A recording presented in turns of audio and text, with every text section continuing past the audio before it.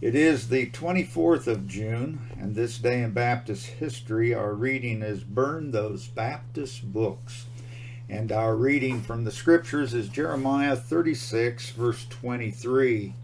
And it came to pass that when Jehudi had read 3 or 4 leaves, he cut it with the penknife, and cast it into the fire that was on the hearth, until all the roll was consumed in the fire that was on the hearth. The date was Sunday, June 24, 1509.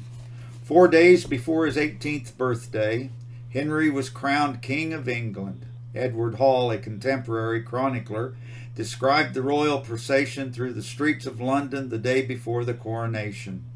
The handsome auburn-haired king, who was over 6 feet tall, wore a robe of crimson velvet with ermine fur and a jacket of cloth of gold embroidered with diamonds, rubies, emeralds, pearls, and other rich stones. The next day, Henry and Catherine went to Westminster Abbey, where Hall wrote, and I quote, "According to the sacred observance and ancient custom, His Grace with the Queen were anointed and crowned by the Archbishop of Canterbury. It was demanded of the people whether they would receive, obey, and take the same most noble prince for their king, who with great reverence, love, and desire said and cried, Yea, yea." End of quote. Baptists enjoy the enviable distinction of having excited the hostility and suffered from the oppression of every dominant religious party in England, from the days of Henry VIII to the days of the Revolution in 1688. It is not difficult to understand how this has happened. The Baptists argued that the Church of God should be a community of godly men. Following the marriage of Henry VIII to Anne Boleyn in January 1533, a new archbishop, Thomas Cranmer, presided over the formality of a trial that declared the first marriage annulled. In September, the Princess Elizabeth was born. The Pope retaliated with a sentence of excommunication. It troubled no one. Of course, this action by the Pope provided Henry VIII the supreme headship on earth over the Church of England. Though Henry bitterly hated the Papist party, the king prided himself in his theological learning, and with the exception of papal primacy, he never gave up the tenets of the Roman Catholic faith. He fashioned somewhat an amalgam of his own concerning transubstantiation, but his extreme dislike for the reformers continued constant. He had attacked Luther in 1521, and that animosity remained, but with an ardent vigor Henry VIII despised the Anabaptists, both in England and on the European continent. In the very year in which he became the supreme head of the established church in England, Henry VIII issued 2 proclamations against the Anabaptists and the followers of Zwingli.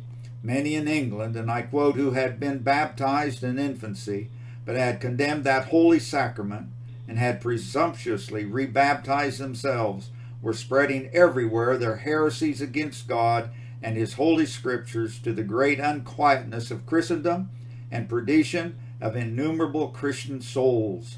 And the king, forsooth, daily studying and minding above all things to save his loving subjects from falling into erroneous opinions, warns them, the Anabaptists and Zwinglians, to depart from England within 12 days, reminds them that some of their company are already convicted and will presently suffer the pains of death, and threatens all other Anabaptists with the same fate if they are caught.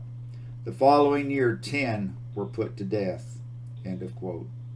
But the edict of great consequence was given 4 years later, when Cranmer and 8 others were appointed to make diligent search for Anabaptist men, books, and letters.